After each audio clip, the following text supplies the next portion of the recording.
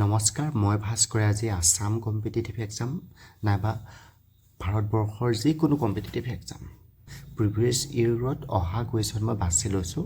ইয়াতে যিকোনো পৰীক্ষা কম্পিটিটিভ এক্সামৰ ইয়াতে এইটো প্ৰথমটো এনালজিৰ কুৱেশ্যন যে যদি মুনটো ৰিলেটেড হৈ আছে ছেটেলাইটৰ সৈতে, এইটো চিম্বল ৰিলেটেড হৈ থকা কি কেনেকৈ কানেক্ট হৈ আছে এই প্ৰথম দুটা সেইটো বুজাইছে। মুন ইজ এ ছেটেলাইট। চ' মুনটো এনেকৈ মুন ইজ এ ছেটেলাইট। চ' মুনটো এনেকৈ লিখিছে আৰু একেই ৰিলেশ্যন এটা বিচাৰিব লাগে। ইয়াৰ মিনিংটো হৈছে সেইটো আৰ্থ ইজ হোৱাট, ঠিক আছে। Earth is a planet, moon is a satellite and earth is a planet. So' আমি অপশ্যন কোনটো কাৰেক্ট হ'ব? Option B is the correct option, ঠিক আছে। অ'কে, কুৱেশ্যন নম্বৰ 2 যেনেকৈ ইংক তাৰপাছত পেন তাৰপিছত পেপাৰ। তাৰমানে আমি ইংকটো আমি পেনত ভৰাই পেলাই আমি পেপাৰত লিখিব পাৰোঁ। ঠিক তেনেকৈ যিটো ইয়াত আছে অপশ্যন কোনকেইটা কাৰেক্ট হ'ব?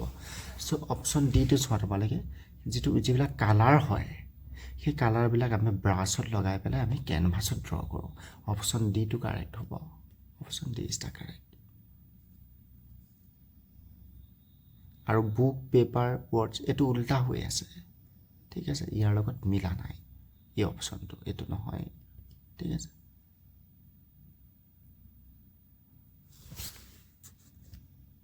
এতিয়া কুৱেশ্যন নম্বৰ 3টো চাওঁ। এইটো হৈছে এলফাবেট ছিৰিজৰ কুৱেশ্যন, বহুত ভাল কুৱেশ্যন, খালি অকণমান মাথাত লগাব লাগিব। চোৱা কেনেকৈ আহিছে বস্তুবিলাক, কেনেকৈ আহিছে মানে এইটো চোৱা। প্ৰথমতে আছে এল।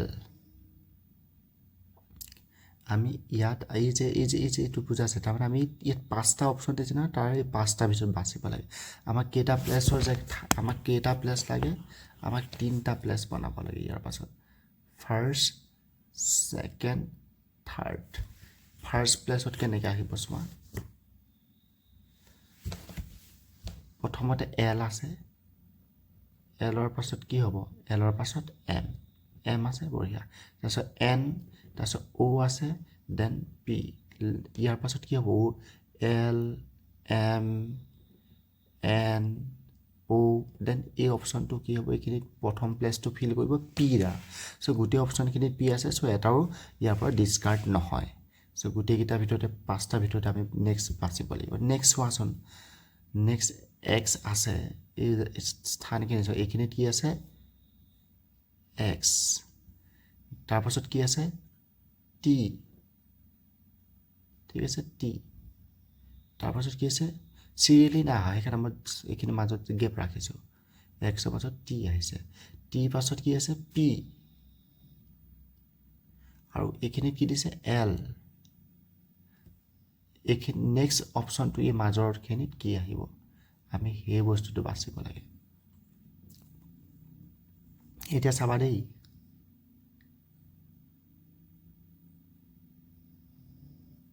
আমি ABCDEF GH I J K L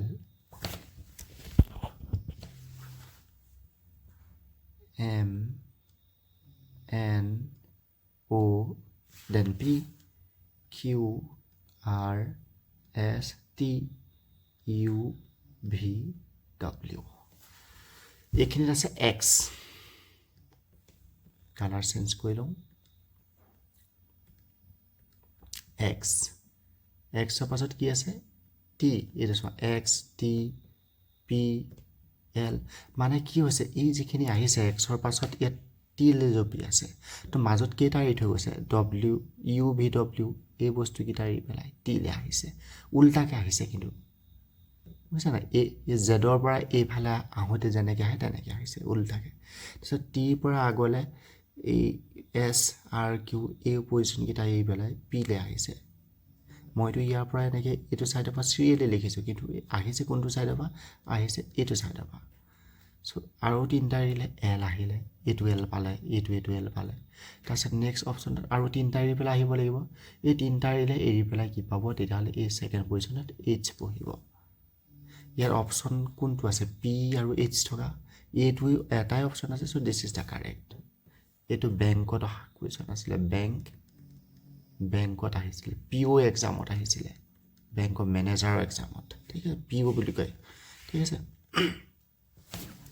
এতিয়া 4 নম্বৰ কুৱেশ্যনটো চাওঁ last battle of Ahom and Mughals was fought in Ahom আৰু মোগলৰ মাজত শেষৰখন যুদ্ধ কেতিয়া হৈছিলে 1761 নহয় 1671 ইয়েছ 1671 শৰাইঘাটৰ যুদ্ধ হৈছিলে এইটো অপশ্যনো নহয় লাষ্ট বেটেলখন শৰাইঘাটৰ যুদ্ধ নহয় লাষ্ট বেটেলখন আছিলে battle of Itakhuli last battle আছিলে battle of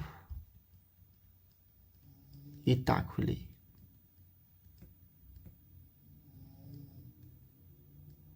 battle of Itakhuli আৰু সেই বেটেল অফ ইটাখুলি যিখন যুদ্ধ সেইখন 1682ত হৈছিলে বঢ়িয়া option C is the correct option then headquarter of Reserve Bank of India R B আইৰ